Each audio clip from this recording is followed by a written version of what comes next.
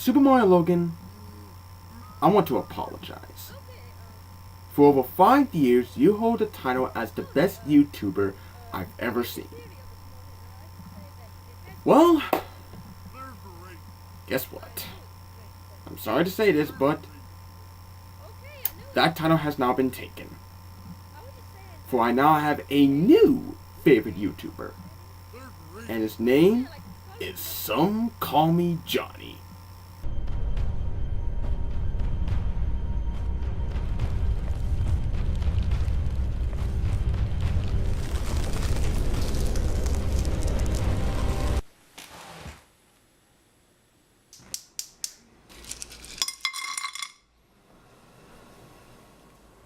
Water. Boiling water.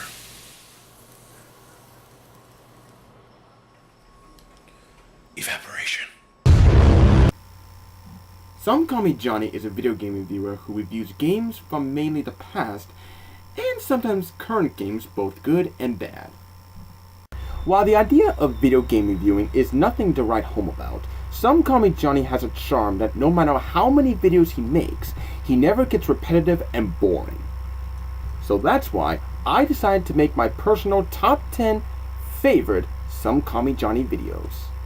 Now keep in mind, these are my personal favorite videos and not what I think are the best. Plus, I'm mainly going to be focusing on his Johnny Versus videos. So, without further ado, these are my top 10 favorite Somecallmejohnny videos. Warning, the following video may contain strong language, so viewer discretion is advised. Thank you, and enjoy the show.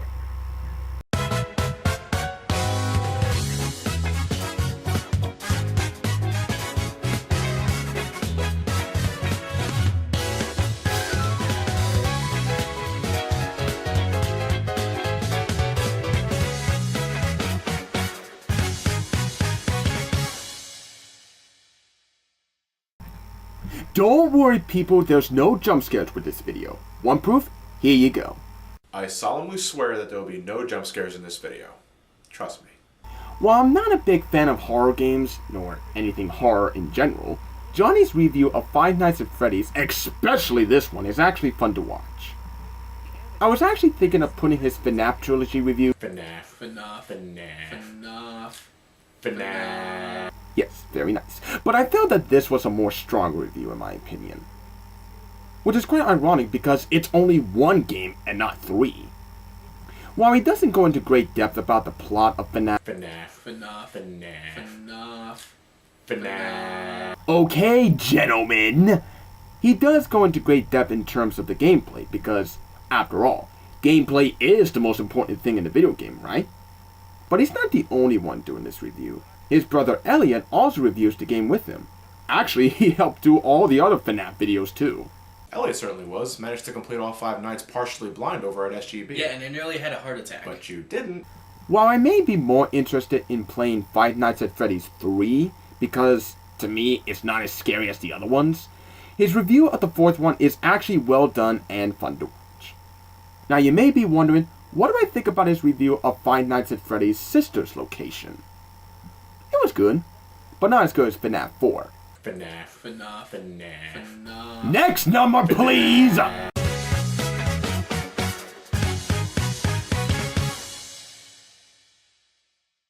I'm not really the biggest fan of The Legend of Zelda, but I will admit Majora's Mask is my personal favorite in this series.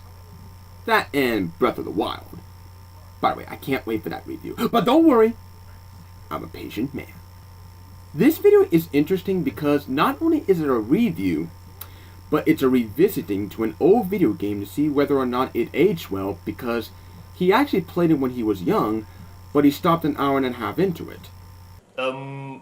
Why? Because he doesn't like feeling pressured in a video game because Majora's Mask has a 3-day time limit and you must beat the game in 3 days. Oh. But what made him come back? Couple reasons, and I think I'll let Johnny explain. 1, Ben Drowned, the creepypasta center on Majora's Mask that I recommend you give a read. I think it's pretty good. Along with the accompanying videos you can find on YouTube. Secondly, there was my best friend Matthew who proceeded to show me the ropes. So yeah, to put it simply in this video, he basically revisits the game to see whether or not it's better now than it was back then when he first played the game.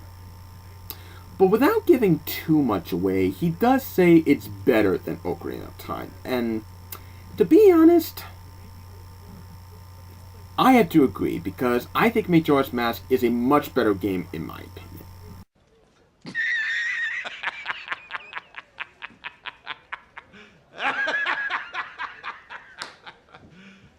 You serious? Now, not to say that Ocarina of Time is bad. No way. I can see why it's considered one of, if not the greatest game of all time. But personally, I like Majora's Mask better because it actually has more things to do. Plus, you can replay the bosses in a really clever way. Just play the Song of Time after defeating the bosses at least once, and there you go. Overall, if I were to explain why I like Majora's Mask better than Ocarina of Time, I'd probably show them this video. That, or I can make my own review of the game. Thanks to the masked Skull Kid, the moon, complete with a face, is slowly falling towards the land of Termina. In 3 days, the moon will crash, killing everybody in the process. I mean, shit.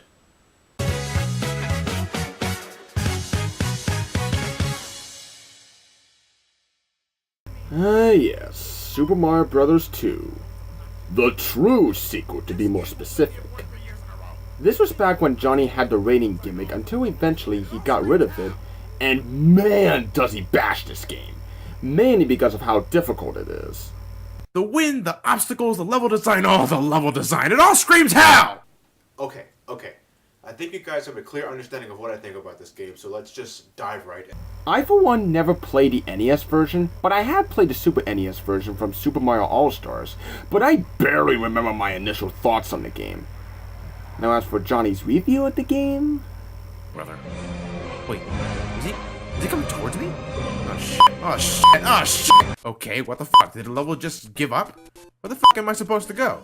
I can't jump over this, and oh, an invisible block. Well, that's just fucking nice. Combined with the control issues I've had with the first game, I cannot begin to tell the amount of times I've fallen to my death because of improperly timed jumps or the level just outright fucking with me.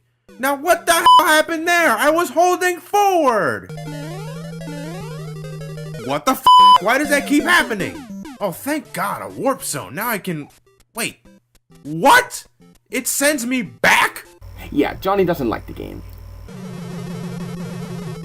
Well, look at that. What fucking luck. Johnny getting angry at this game is definitely popcorn entertainment. In fact, he gets so angry in this review that he actually did this entire review in a special censored mode. And boy, does he swear a lot. Okay, let's go. Go. What the f? Now there's a fire bar? What the shit? How did I do that? What the hell is the matter with this game? Overall, I feel very sorry for Johnny having to sit through this game. What assholes? I mean, what the hell? Why would you want to do that to a... No! Oh, more invisible blocks. Christ, cut that shit out.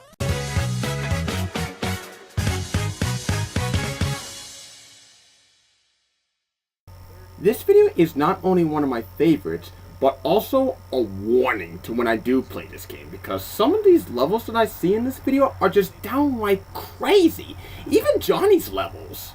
There, got another one for you. Don't get hit. Complete the stage without losing your mushroom. Why can't I lose my mushroom? Oh, John, you dick. That's just rude.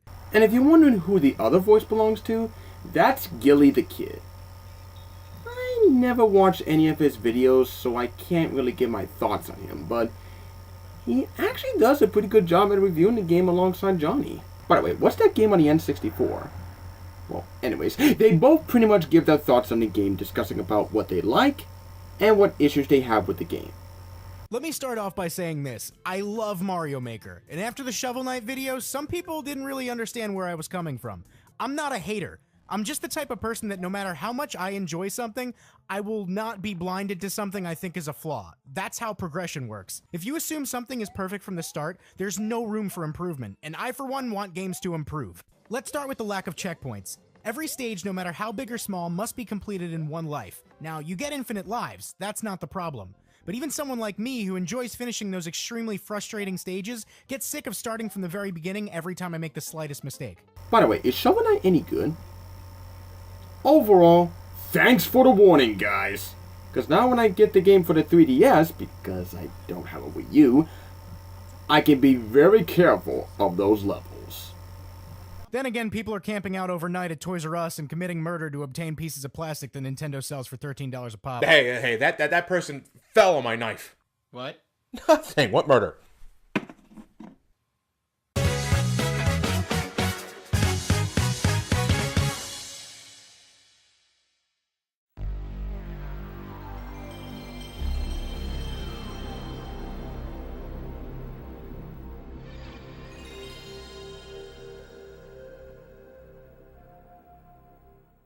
While I may like the Nintendo 64 better, the Sony PlayStation, and the PlayStation 2, is actually one of my favorite consoles of all time. In this video, instead of a review, he pretty much explains his history with the console by discussing how he was introduced to it and what games he owns. And you know what? That's pretty awesome. Instead of talking about games in any random order, he actually talks about games in one genre, then moves on to the next genre, which I think that's actually kind of clever. But I was mesmerized by the sprite quality. I didn't see anything like it on the Genesis or SNES. It reminds me a lot of Metal Slug looking back at it now. Oh, it was made by the same people. Well, that explains it. It's fun to see what games he'll talk about and what his thoughts are about the games. Which begs the question, has he ever played any of these games? Just curious. He even talks about some very interesting things about certain games, like how Moto2 Grand Prix was actually a prototype of the Gran Turismo series. Yeah, I'm not kidding. Look it up. Now, I have one single question. Will you ever do a video in which you talk about your history with the PlayStation 2? Just curious. When I didn't want my screen flashing explosives all the damn time, I got my action from the likes of Metal Gear Solid, which I managed to attain by trading a Pokemon card, believe it or not. That's just how popular that card game was in the 90s, folks.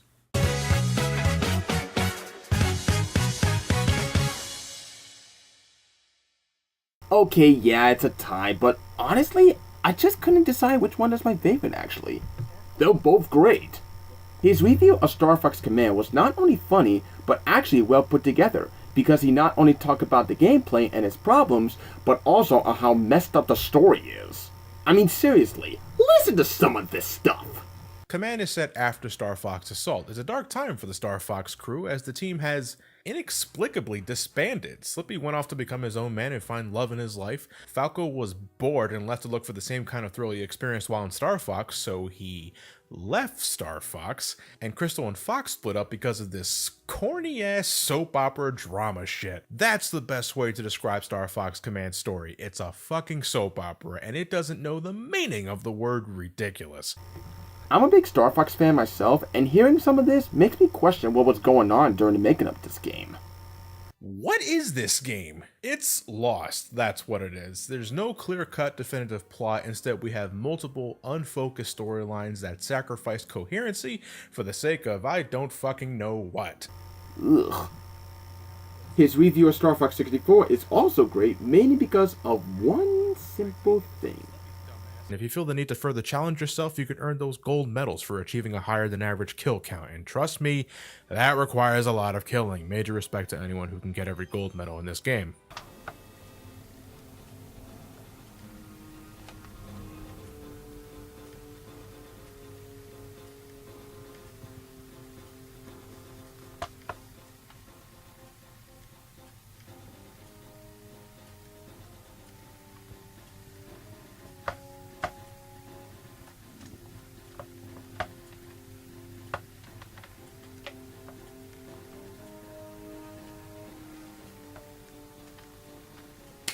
This is one of the reasons why I like Somecallmejohnny, because I actually got all the medals and he actually complimented me on that. That is awesome. Also did it in expert mode. Want proof? Boom! There you go. This is expert mode.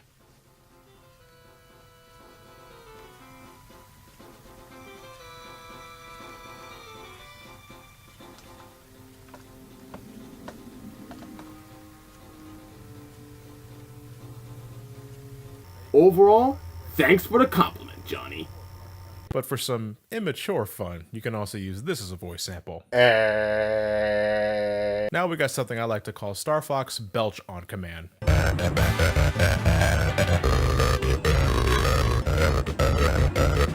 I'm 29.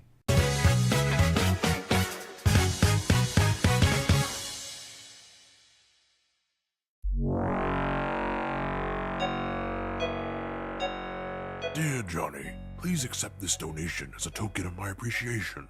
I told you there was one more game for you to play, and now that everyone's watching, you can't say no. No. You don't want to disappoint your subscribers now, do you? It's time for you to relive your ultimate childhood fear. Once again, Johnny, best of luck. Who ever heard of someone who was actually scared of Echo the Dolphin when they were young? Johnny getting scared at the many things in Echo the Dolphin is pretty fun to watch. Then suddenly, wham! Fucking crabs! Wham! Fucking pufferfish! Holy shit, what is that? Why is Echo making these horrible noises when he gets hurt? God, make it stop! That's it, I was done. Back to Sonic 2. Actually, just looking at this, if I actually played this game when I was young, I would have been terrified as well. I mean, look at this stuff, and tell me would you not wet yourself at some of these moments if you were young? Holy shit, man, look at that thing! If I made it to this point when I was younger, this is where I would shit my pants. And keep in mind, I played Yoshi's Story for the N64, and it had moments like this. What the heck is that thing? Ew! Ew! What am I even looking at? A very, very, very scary picture. Oh, it is very, very, very scary. Oh. It goes to show that just because some games may look innocent and cutesy, doesn't mean that they are. Because looks can in fact deceive. What? What'd I do? Is something supposed to happen now? Do I ram it?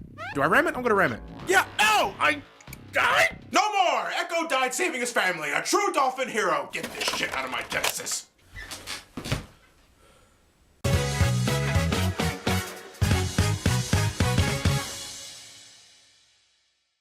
If you ever watch my top 30 favorite Super Mario Logan videos, you may know that I love Pokemon. Like his Super Mario Maker review, this is also a crossover review, but he does it with 2 people instead of 1. Ted and Ryan from Brain Scratch Commentaries also reviewed the game along with Johnny. And like Gilly the Kid, I never watch Brain Scratch Commentaries, so I can't give my thoughts on them. But they do a good job in this review, especially when it came to their interactions with Johnny.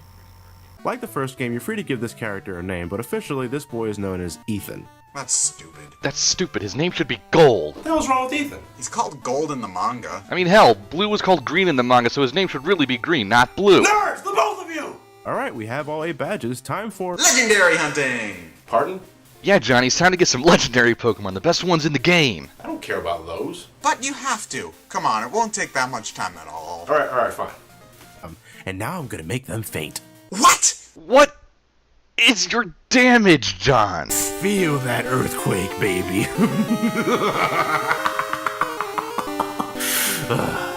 One thing I will say about this review is that they go into great details about the new concepts that are introduced into Gen 2.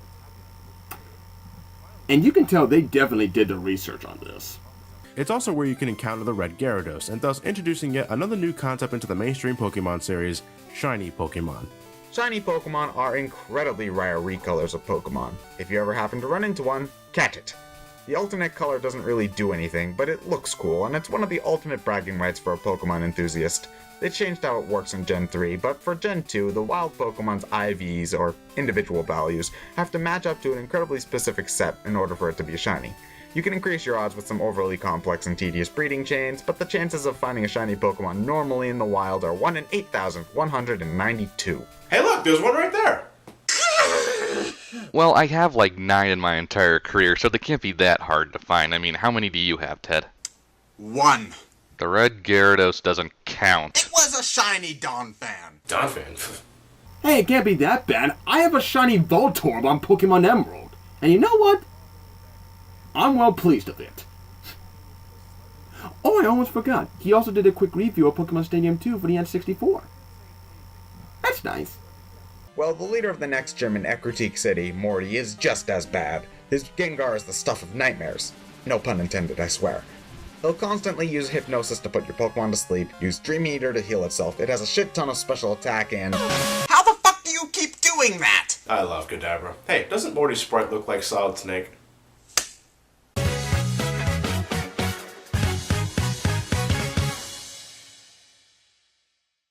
Oh yeah!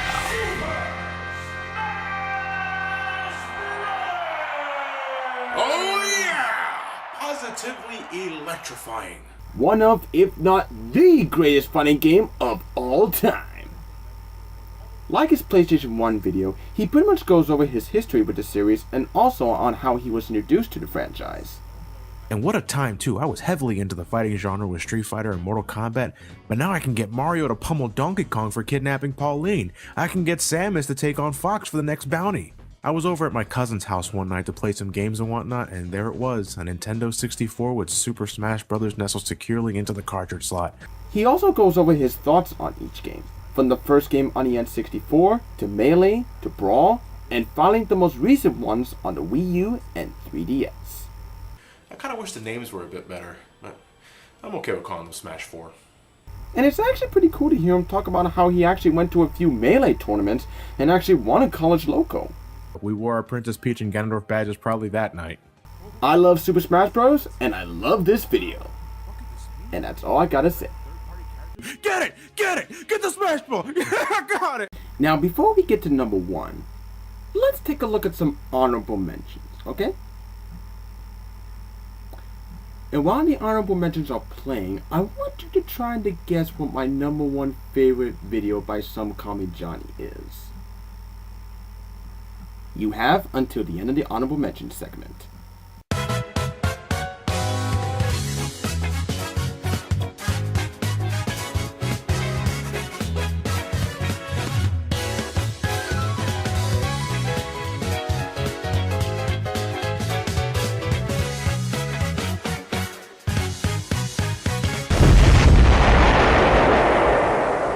My favorite Somecallmejohnny video is his video entitled Metal Gear!